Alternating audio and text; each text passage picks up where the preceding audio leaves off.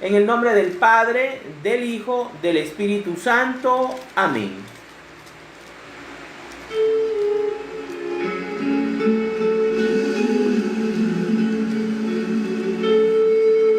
Señor Dios Padre Todopoderoso, Rey Celestial, Padre de todos nosotros, queremos darte gracias, Señor, por nuestra vida, por nuestra salud, por nuestra familia. Espíritu de Dios, Padre Santo, en el nombre de tu Hijo Jesucristo, llena mi vida, te pedimos la invocación del Espíritu Santo en esta noche. mi alma. Queremos que el Espíritu Santo se apodere de nuestra mente, de nuestro corazón, Espíritu y haga vibrar con el fuego traído del cielo a nuestro espíritu. Quiero darte gracias, Señor, en esta noche por la vida de mi abuelo Cayetano de la Hoz, que en esta semana tomó rumbo hacia tu casa, hacia tu morada, Señor. Gracias por mi abuelo Cayetano. Gracias por su amor, por su cuidado y por sus enseñanzas, Señor. Y lo pongo en tus manos para que tú lo protejas en la eternidad. Gracias, Señor, por permitirme haberlo conocido. Y te doy gracias por todos mis abuelos. Allá en tu casa, ora por tus abuelos, si aún están vivos. Y ora también por los que ya han descansado en el Señor. Bendícelos y ora por ellos siempre. Ven, Espíritu Santo, en esta noche y apodérate de nosotros, apodérate de nuestros hogares, apodérate de nuestros empleos, de nuestro emprendimiento, Señor. Bendice toda obra que hagamos en esta tierra. Todos nuestros negocios, bendícelos. Hazlos prosperar en tu nombre. Llénanos, Señor, llénalas de tu presencia en nuestro hogar. Bendice nuestro matrimonio. Bendice nuestro noviazgo. Bendice, Señor, a nuestros hijos, a nuestros padres. Bendice todo lo que hacemos, Señor, y perdona nuestros pecados. Perdona nuestras fallas. Llénanos, Señor, en tu presencia. Perdónanos. Perdónanos, Señor, porque no merecemos tu gracia, tu misericordia y tu amor. Pero tú eres fiel. Amén, amén y amén. En nombre del Padre, del Hijo, del Espíritu Santo. Amén. Entremos en materia. Capítulo 30 del libro del Génesis. Escuchemos. Cuando Raquel vio que ella no podía darle hijos a Jacob, sintió envidia de su hermana Lía y le dijo a su esposo: dame hijos, porque si no, me voy a morir. Pero Jacob se enojó con ella y le dijo: ¿acaso soy Dios? Él es quien no te deja tener hijos. Entonces ella le dijo: mira, toma a mi esclava Bilhá y únete con ella. Y cuando ella tenga hijos, será como si yo misma los tuviera. Así podré tener hijos. De esta manera, Jacob su esclava Bilhá, para que fuera su concubina. Jacob se unió con Bilhá, y ella le dio un hijo a Jacob. Entonces Raquel dijo: este niño se va a llamar Dan, porque Dios oyó mi oración y me hizo justicia al darme un hijo. Después Bilhá le dio otro hijo a Jacob. Y Raquel dijo: este niño se va a llamar Neftalí, porque he luchado mucho contra mi hermana y la he vencido. Cuando Lía vio que ya no podía tener hijos, tomó a su esclava Zilpá y se la dio a Jacob para que fuera su concubina. Y cuando Zilpá le dio un hijo a Jacob, Lía dijo: ¡qué suerte! Por eso el niño se va a llamar Gad. Después Zilpá le dio otro hijo a Jacob. Y entonces Lía dijo: ¡qué felicidad! Ahora las mujeres dirán que soy feliz. Por eso el niño se va a llamar Aser. Un día fue Rubén al campo durante la cosecha de trigo, y allí encontró unas frutas llamadas mandrágoras, las cuales llevó a su madre Lía. Cuando Raquel vio las frutas, le dijo a Lía: por favor, dame alguna de esas mandrágoras que tu hijo te trae. Pero Lía le contestó: ¿te parece poco haberme quitado al marido y ahora quieres también quitarme las mandrágoras de mi hijo? Pues a cambio de las mandrágoras de tu hijo, esta noche Jacob dormirá contigo, propuso Raquel. Por la noche, cuando Jacob regresó del campo, Lía salió a su encuentro y le dijo: hoy vas a dormir conmigo, porque te he alquilado a cambio de las mandrágoras de mi hijo. Esa noche Jacob durmió con Lía, y ella dio a Jacob su quinto hijo, porque Dios oyó su oración. Entonces Lía dijo: este niño se va a llamar Isacar, pues Dios me ha premiado porque le di mi esclava a mi marido. Después Lía le dio a Jacob su sexto hijo, y dijo: Dios me ha dado un buen regalo, o una buena dote. Ahora mi marido me estimará más, porque ya le he dado 6 hijos. Por eso este niño se va a llamar Zabulón. Por último, Lía tuvo una hija, a la cual llamó Dina. Pero Dios se acordó de Raquel y oyó su oración y le permitió tener hijos. Cuando tuvo el primer hijo, dijo: Dios me ha quitado la vergüenza de no tener hijos. Ojalá me permita tener otros. Por eso se llamó José. Trampa entre Jacob y Labán. Después que Raquel dio a luz a José, Jacob dijo a Labán: déjame regresar a mi propia tierra. Dame mis hijos y mis mujeres, pues por ellas he trabajado contigo. Y déjame ir. Tú bien sabes cómo he trabajado para ti. Pero Labán contestó: por favor, quédate conmigo. He sabido por adivinación que el Señor me ha bendecido por medio de ti. Dime cuánto quieres ganar y te lo pagaré. Entonces Jacob le dijo: tú bien sabes cómo he trabajado para ti y cómo he cuidado tus animales. Lo poco que tenías antes que yo viniera ha aumentado enormemente, pues desde que llegué el Señor te ha bendecido. Pero, ¿cuándo voy a comenzar a trabajar por mi propia familia? ¿Cuánto quieres que te pague?, insistió Labán.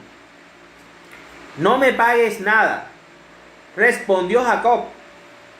Volveré a cuidar tus ovejas, si aceptas lo que te voy a proponer. Déjame pasar hoy por entre tus rebaños para apartar todos los corderitos negros y todos los cabritos manchados y moteados. Ellos serán mi salario. Así, cuando más adelante vengas a ver lo que he ganado, tendrás la prueba de mi honradez. Pues si en mi rebaño hay cabras que no sean manchadas o moteadas, o corderos que no sean negros, será que te los he robado. Está bien, acepto lo que propones, dijo Labán. Pero ese mismo día, Labán apartó todos los chivos rayados y moteados y todas las cabras manchadas y moteadas o que tenían algún blanco y todos los corderos negros y se los dio a sus hijos para que los cuidaran. Luego se fue con este rebaño del lugar donde estaba Jacob a una distancia de 3 días de camino. Jacob por su parte siguió cuidando las otras ovejas de Labán.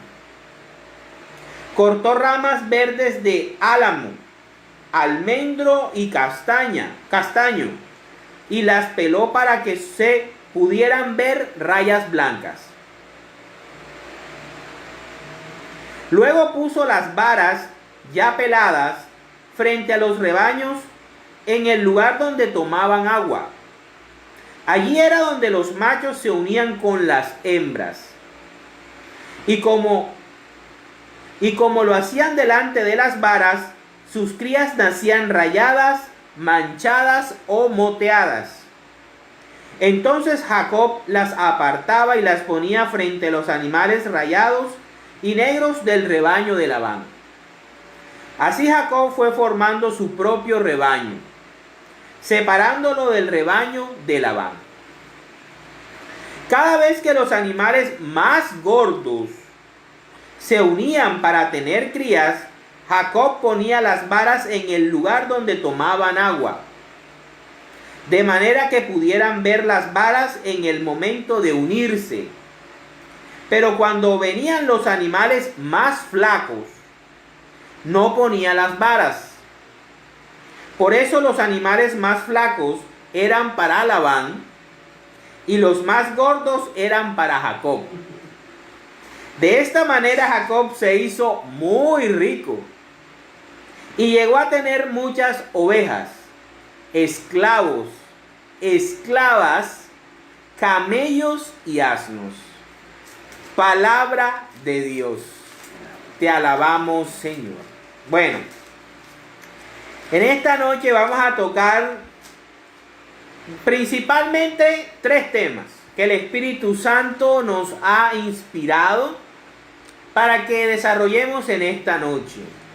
El primero va a ser la envidia. La envidia. Fíjense que es una de las primeras palabras que hace referencia al capítulo. La segunda, cuando quieres volver a la tierra prometida, pero el mundo y Satanás que te tienen de esclavo no quieren dejarte salir a la tierra del Padre Celestial.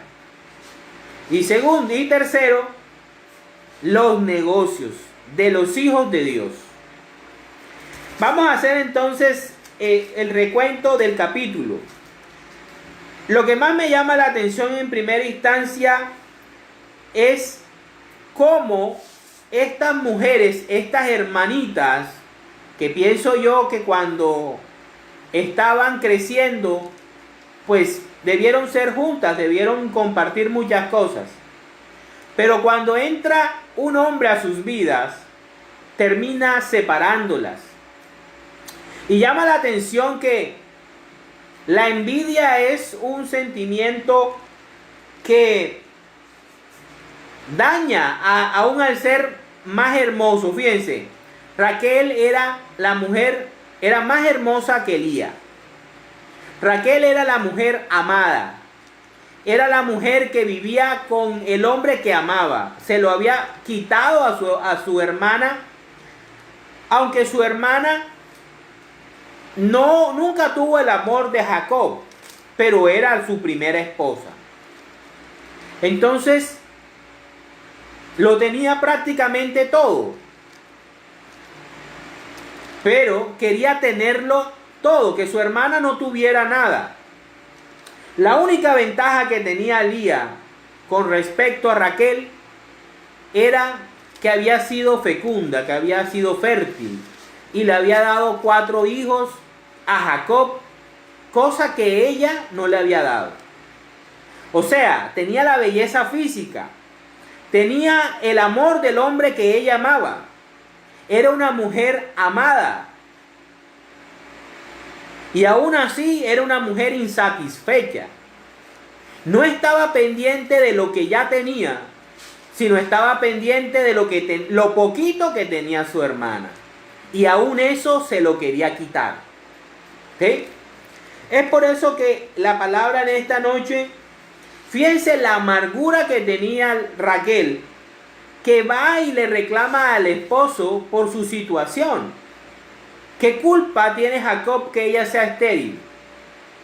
Va y le reclama y le dice, era una mujer tan amargada, la envidia le había carcomido la felicidad, que va y le dice al esposo que la embarace, porque si no la embaraza, ella se muere. Fíjense la situación, como una persona que puede tenerlo todo, puede ser tan infeliz por envidiar la situación de otra persona. Aunque para los demás, ella sea muy afortunada, sea hombre o sea mujer. Y eso es lo que le pasa a Raquel. Y ahí entonces empiezan a discutir. Raquel empieza una disputa por el poder y la hegemonía de la casa de Dios, del pueblo de Dios. Y utiliza la misma estrategia que utilizó su abuela. Bueno, no son nada, ¿sí? Sara y Raquel no son nada. Pero utiliza la misma estrategia que utilizó Sara. Le entrega a su concubina, en este caso a Bilhá, como Sara le había entregado a Abraham a Agar, ¿verdad? Entonces, Jacob aquí sigue el mismo camino y el mismo sendero que su padre, que su abuelo Abraham, y el mismo sendero que su hermano Esaú. En este momento, Jacob no es un hombre íntegro. Jacob no es un hombre que está respetando las leyes de Dios. ¿Sí? En ese momento él recibe a Bilhá y tiene relaciones sexuales con ella que solamente debía tener con Lía realmente, porque la esposa real de Jacob es Lía. Es su primera esposa y él tuvo relaciones con ella y él la desposó. Por lo tanto, en esta historia de drama familiar que nos presenta la Biblia, la esposa realmente oficial para Dios es Lía. Y por eso es que del cuarto hijo que le da Lía, o sea, Judá, es que viene el linaje de Jesucristo. Entonces Raquel no solamente siente envidia, sino que esa envidia la lleva a cometer pecado contra Dios, al entregarle a su propio esposo otra mujer, con el fin de ella llevar una guerra con su propia hermana. Y es así como nacen de Bilhá,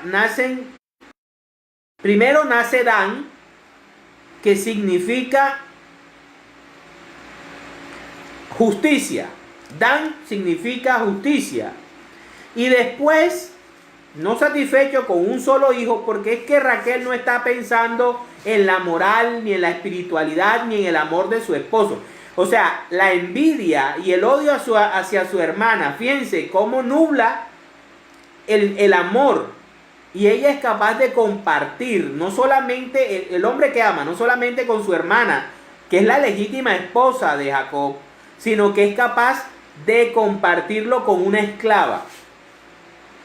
Porque para ella Jacob ya no se había convertido en el amor de su vida, en su compañero, sino como una forma de ella poder obtener el poder y poderle ganar a su hermana. Fijémonos cómo muchos seres humanos viven la vida de esa manera. Luego, ¿qué pasa? Viene Elías y dice, bueno, ya yo he dejado de parir, ya tuve 4 hijos, pero Raquel está empezando como a descontarme, yo no me voy a quedar atrás. Y sucede que ella también comete el mismo pecado, pecado tras pecado, siendo ella la esposa legítima. ¿Qué es lo que hace? Viene y le entrega a Zilpá, que es su esclava. Entonces ya las mujeres se olvidaron del amor hacia el hombre y lo que quieren es ver cuál de las dos es la más poderosa y quién se va a quedar con Jacob y con la herencia y todo lo demás. Entonces es cuando Zilpá le da la luz a Jacob y Lía dice que qué suerte, o sea que Gad significa qué suerte. Y por último, de los hijos de Zilpá nace Aser, que significa qué felicidad. Entonces tenemos bueno, me faltó Neftalí, que Neftalí es el segundo hijo que da Bilá, que le da Jacob, y se llama lucha. Entonces tenemos aquí justicia, lucha, qué suerte, y tenemos también qué felicidad. Ok, entonces, siguiendo con esa dinámica, vemos cómo un día Rubén, que es el primogénito de Lía, Rubén es el primogénito cronológico de Jacob, ¿sí? Rubén es el primer hijo de Jacob, el primer hijo de Israel. Es el mayorcito de todo.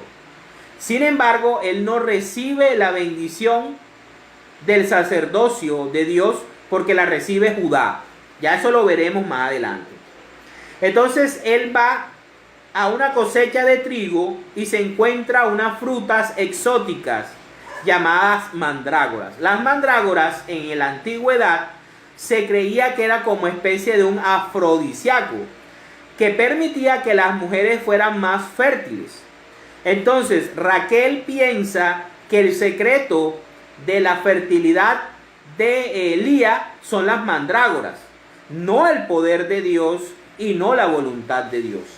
Es por eso que al ver ella que Rubén le lleva unas mandrágoras a su madre, va y le dice a su propia hermana Lía que le dé de las mandrágoras que le había traído Rubén.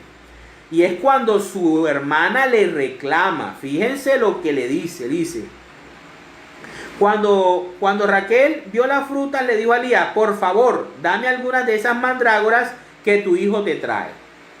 Oye, Raquel siempre está pendiente de las cosas de Lía. Así vive mucha gente. No es feliz con lo que Dios le da, sino que está pendiente del otro.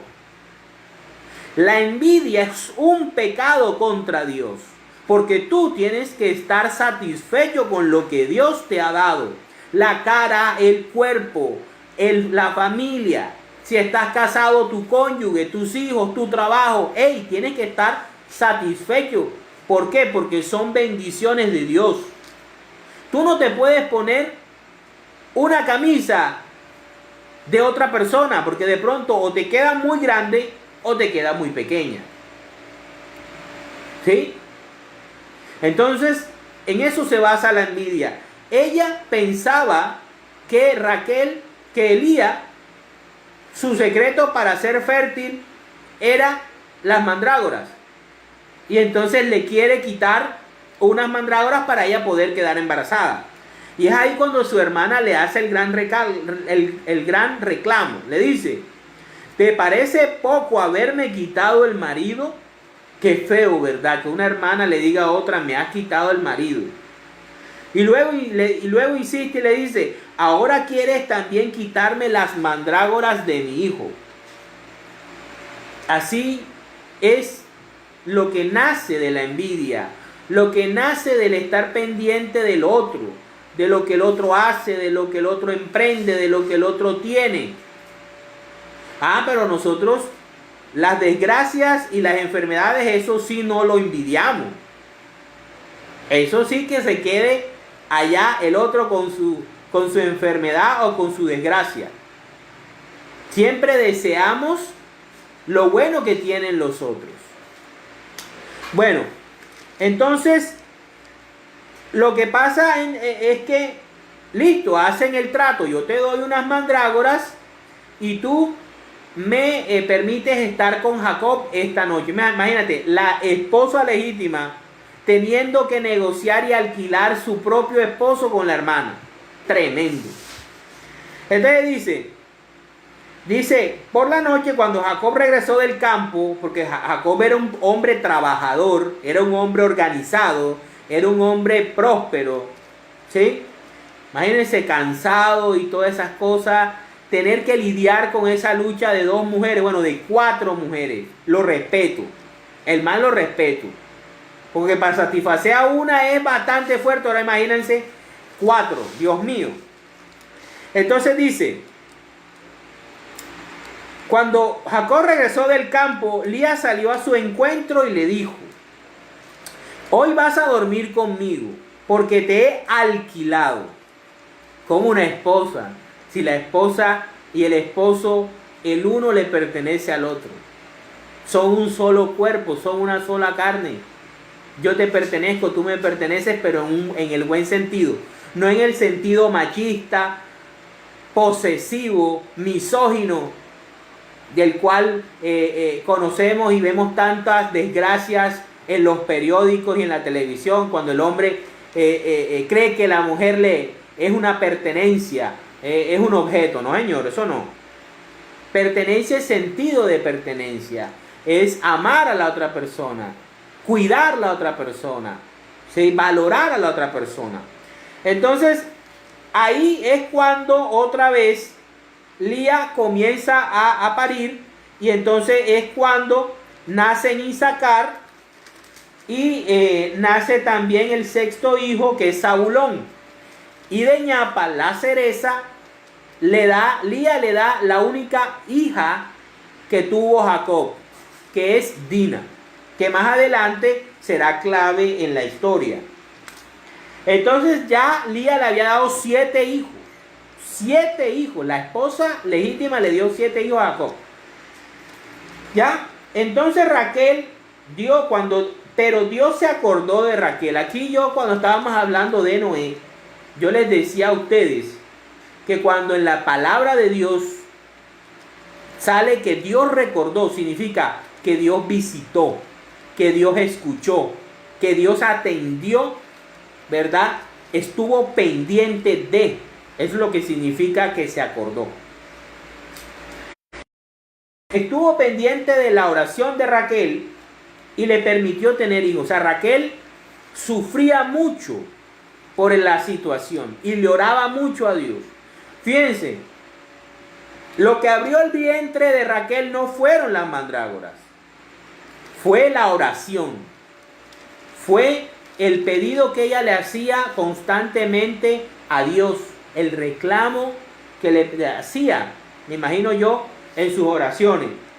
Y es ahí cuando tuvo su primer hijo, al cual lo nombra José. Recordemos que José es fundamental y clave en la historia del pueblo de Israel.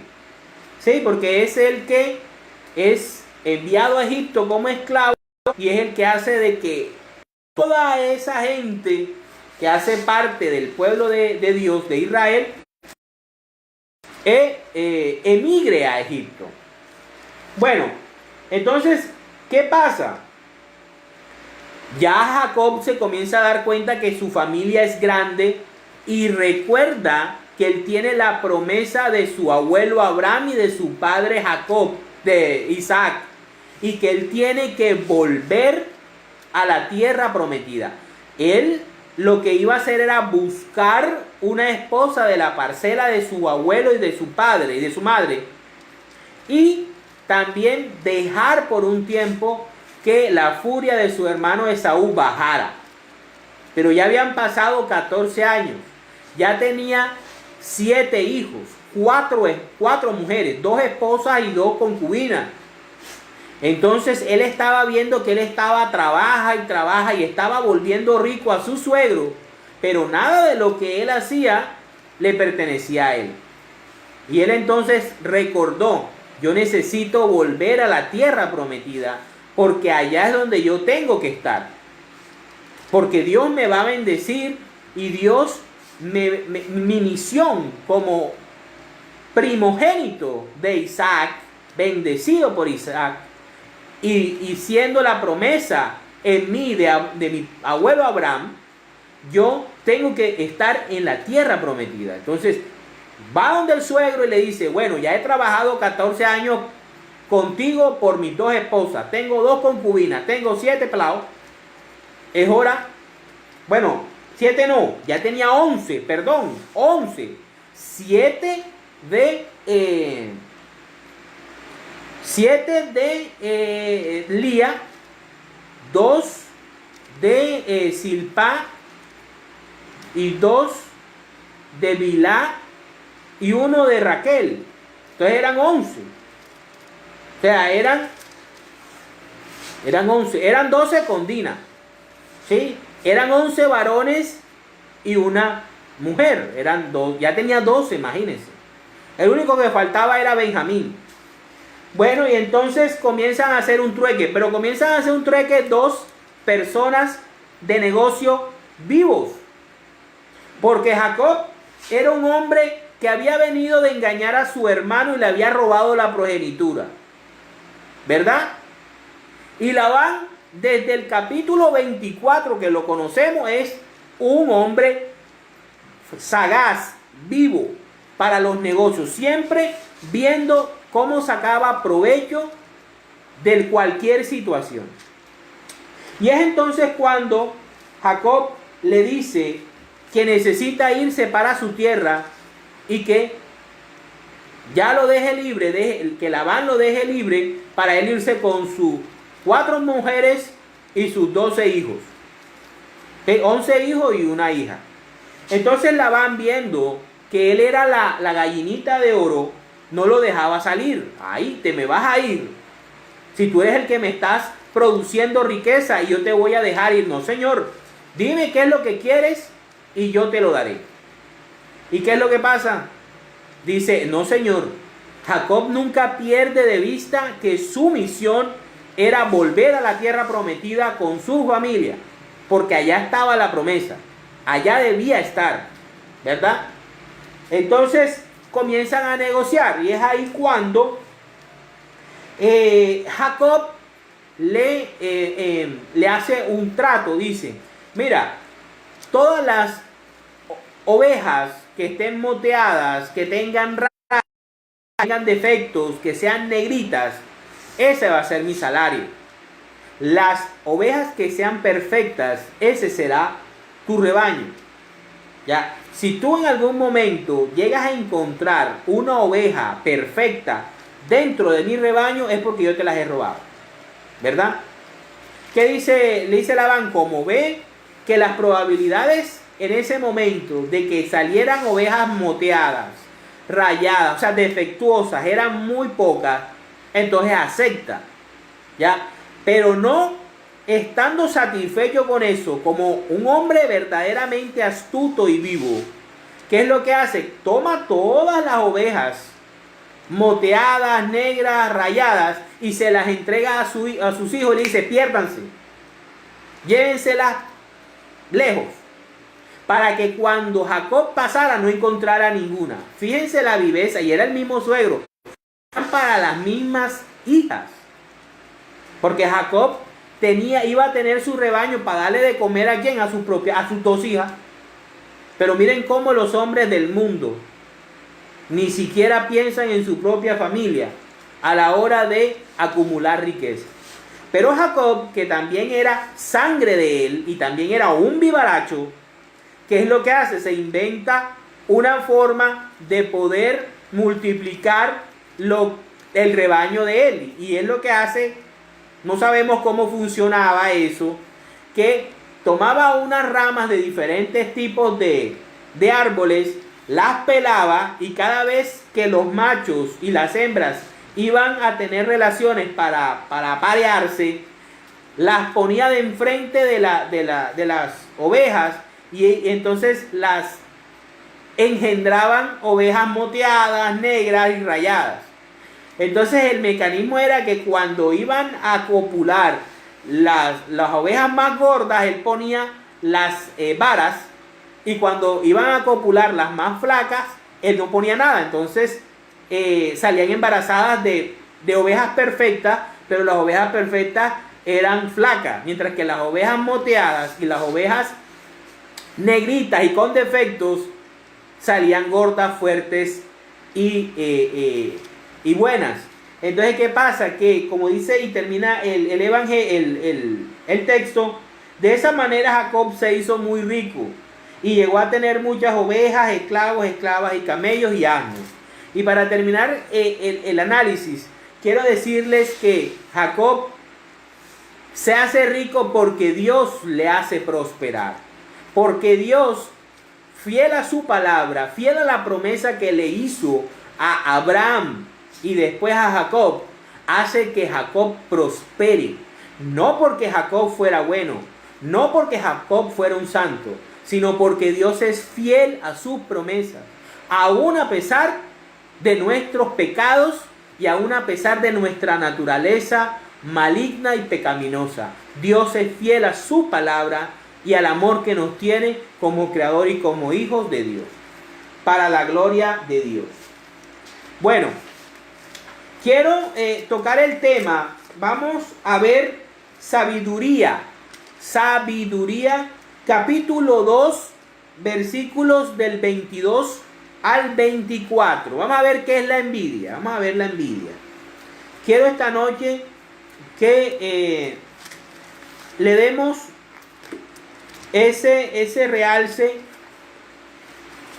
Entonces, es capítulo 2 del libro de Sabidurías, versículos del 22 al 24. Dice: no entienden los planes secretos de Dios, ni esperan que una vida santa tenga recompensa. No creen que los inocentes recibirán su premio. En verdad, Dios creó al hombre para que no muriera, y lo hizo a imagen de su propio ser. Sin embargo, por la envidia del diablo, entró la muerte en el mundo, y la sufren los que del diablo son. Palabra de Dios, te alabamos, Señor.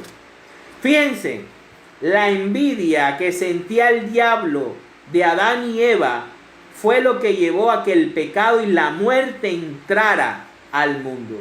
Dios no nos hizo para morir.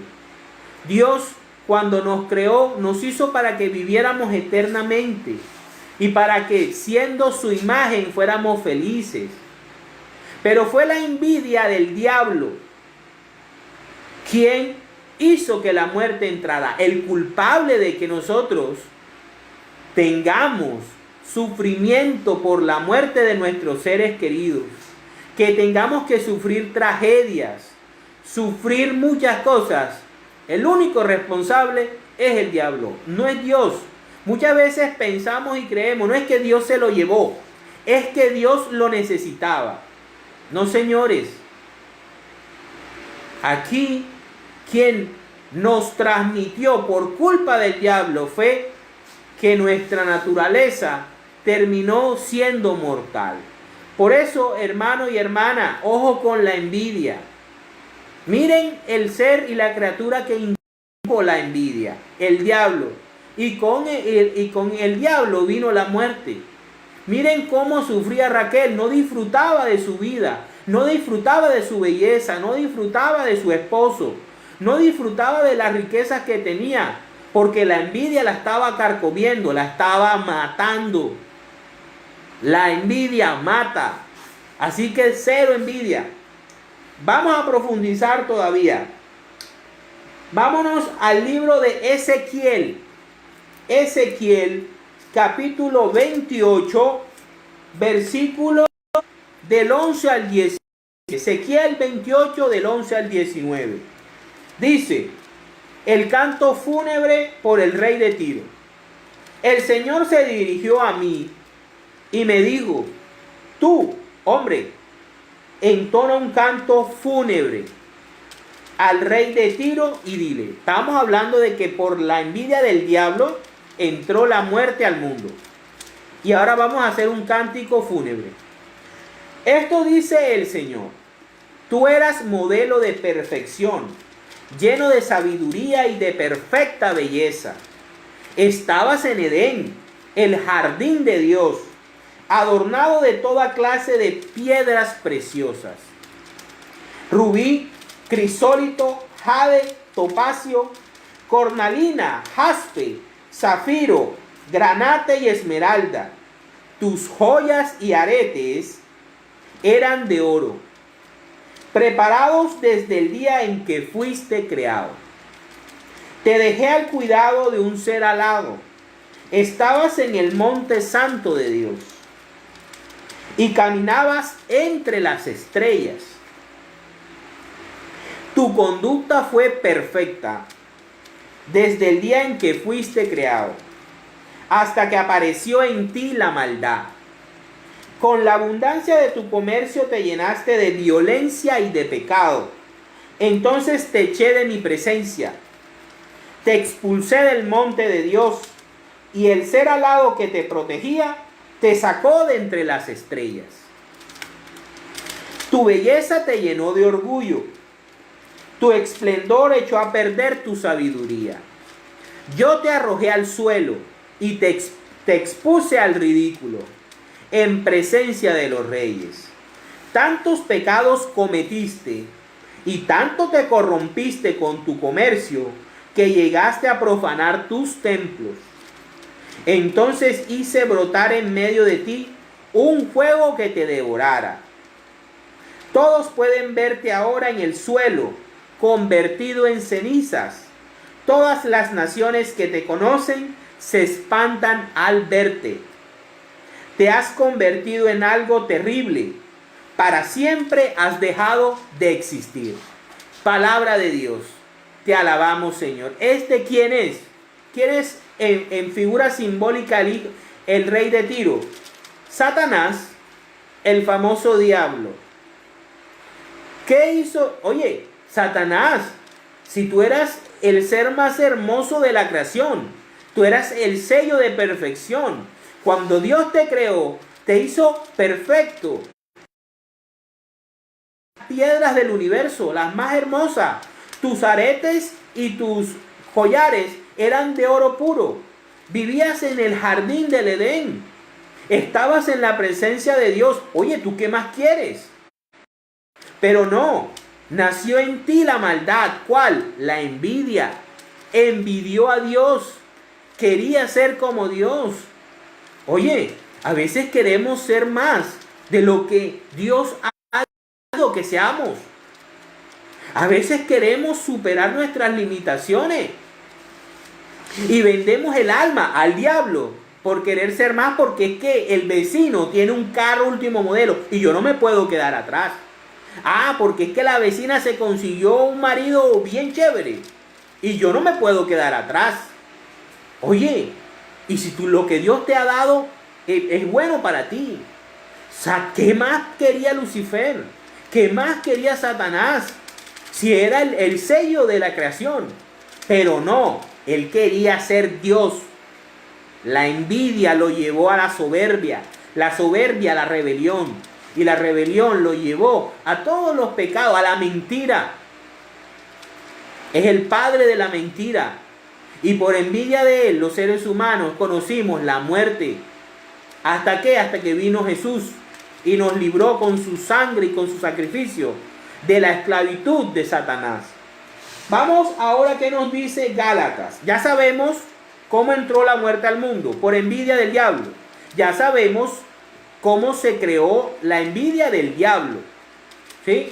Y cómo aún siendo un ser con toda la belleza y con todos los atributos, no estuvo satisfecho y quiso más y envidió a Dios y perdió todo. Lo vemos ahí.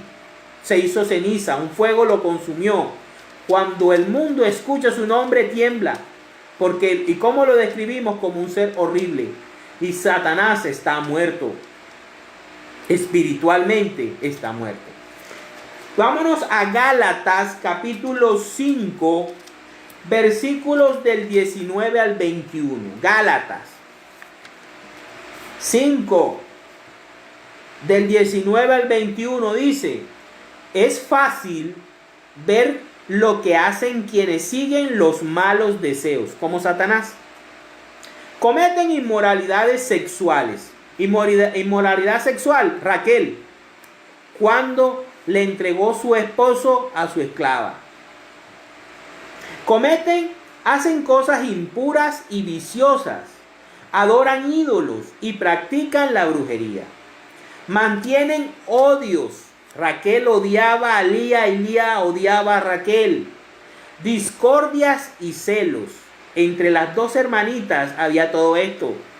Se enojan fácilmente. Lía se enojó cuando Raquel le pidió las mandrágoras. Causan rivalidades, divisiones y partidismos. Veremos más adelante cómo los hijos de Lía venden al hijo de Raquel a los ismaelitas, a José. Eso no se les olvide. Son son envidiosos, borrachos, glotones y otras cosas parecidas.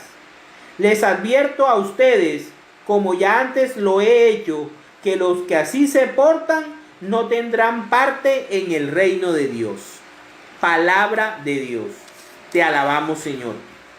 San Pablo nos está sintetizando la vida de Raquel y la vida de Lía. La envidia, el odio, la división, el partidismo, las rencillas, era lo que gobernaba esta familia de la cual iba a nacer el Mesías. Y van a pasar muchas cosas, pero aún en medio de esta situación, Dios no se olvida de su promesa y bendice a Jacob y los bendice a todos. Ahora vamos a ver cuando el diablo no quiere que tú vuelvas a Dios. ¿Sí? Así como Jacob quería volver a la tierra prometida, a continuar con su misión, Satanás, que ahora lo vemos reflejado en Labán, no quería que volviera a la tierra prometida. Vámonos a Éxodo capítulo 10, versículos del 3 al 12. Éxodo capítulo 10, versículos del 3 al 12. Dice, estamos en las 10 plagas de Egipto. Del 3 al 12 dice: Moisés y Aarón fueron a ver al faraón. Recuerden que yo les digo siempre que Egipto y faraón representan al mundo y a Satanás. Y le dijeron: así dice el Señor, el Dios de los hebreos, ¿hasta cuándo te negarás a humillarte delante de mí? Deja ir a mi pueblo. Fíjense acá cómo están sucediendo las cosas. Para que me adore. Porque si te sigues oponiendo a dejarlo ir, mañana haré que vengan langostas sobre tu país, las cuales cubrirán la tierra en tal cantidad que no se podrá ver el suelo. Se comerán lo poco que haya quedado después del granizo y se comerán también todos los árboles del campo. Llenarán tus palacios y las casas de tus funcionarios y las casas de todos los egipcios. Será algo como nunca vieron tus padres ni tus abuelos desde sus días hasta los nuestros. Al terminar de hablar, Moisés dio media vuelta y salió del palacio de Faraón. Entonces los funcionarios del Faraón dijeron: ¿hasta cuándo nos va a causar problemas este hombre? Deja su majestad, que esa gente se vaya a adorar a su Dios,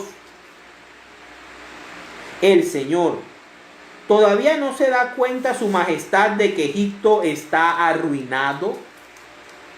El faraón mandó a llamar otra vez a Moisés y a Aarón y les dijo: vayan a adorar al Señor su Dios, pero antes díganme quiénes van a ir.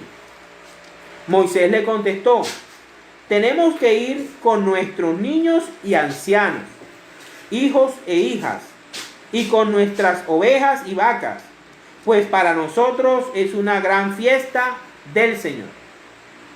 Pero el faraón le dijo, fíjense, el faraón pensando como Labán: claramente se ven sus malas intenciones. ¿Y ustedes creen que el Señor los va a acompañar y que voy a dejar que ustedes y sus niños se vayan? Pues no va a ser así. Vayan ustedes, los hombres adultos, a adorar al Señor, ya que eso es lo que quieren. Y el faraón ordenó que los echara de su presencia. Pero el Señor le dijo a Moisés: extiende tu brazo sobre Egipto para que vengan las langostas y acaben con todas las plantas del país y con todo lo que quedó después del granizo. Palabra de Dios. Te alabamos, Señor. Fíjense cómo aquí sucede lo mismo entre Jacob y Labán. Lo mismo, igualito. Tenemos la misma figura. Se repite en la palabra de Dios los mismos sucesos. Ya Moisés representa a Israel. Ya quien está pidiendo que los deje ir, que los deje volver a la tierra prometida, es Moisés, que representaría a Jacob. Y Labán está representado por Faraón, que ve en los hebreos la mano de obra gratuita que necesita para seguir enriqueciéndose y que le hagan gratis, ¿verdad?, las obras que ellos necesitaban. ¿Sí? Entonces Faraón no quería perder su huevo de oro. Él también, como Labán, veía a los hebreos como parte de su riqueza y no los iba a dejar tranquilos, no los iba a soltar fácilmente. Por eso Dios envía 10 plagas. Cada plaga representa un dios de Egipto. El Dios de Israel venció a cada dios egipcio con una de las plagas. Ahora vamos a Mateo. Vamos a escuchar ahora al Maestro, al Señor. Vamos a irnos a Mateo, capítulo 13. Mateo capítulo 13, versículos del 1 al 9 y después del 18 al 23. Vamos primero del 1 al 9. Dice: la parábola del sembrador. Aquel mismo día salió Jesús de casa y se sentó a la orilla del lago. Como se reunió mucha gente, Jesús subió a una barca y se sentó, mientras la gente se quedaba en la playa. Entonces se puso a hablarles de muchas cosas por medio de parábolas. Les dijo: un sembrador salió a sembrar. Y al sembrar, una parte de la semilla. Y llegaron las aves y se las comieron. Otra parte cayó entre las piedras, y donde no había mucha tierra, esa semilla brotó pronto, porque era muy honda. Pero el sol, al salir, la quemó, y como no tenía raíz, la secó. Otra parte de la semilla cayó entre espinos, y los espinos crecieron y la ahogaron. Pero otra parte cayó en buena tierra, y dio buena cosecha. Algunas espigas dieron 100 granos por semilla, otros 60 granos, y otras 30.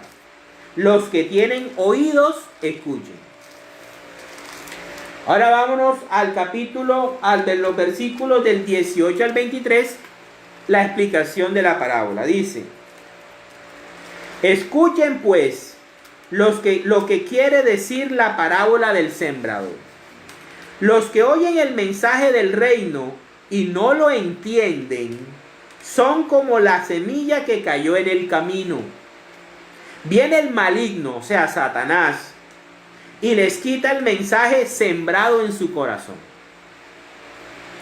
La semilla que cayó entre piedras representa a los que oyen el mensaje y lo reciben con gusto. Pero como no tienen suficiente raíz, no se mantienen firmes. Como todos ustedes que se han mantenido firmes todos los viernes viéndonos en este espacio.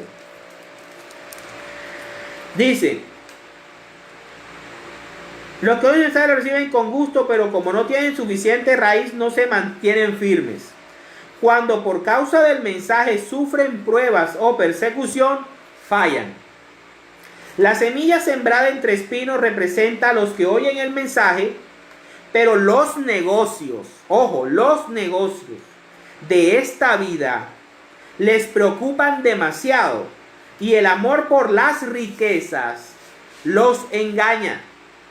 Todo esto ahoga el mensaje y no les deja dar fruto en ellos.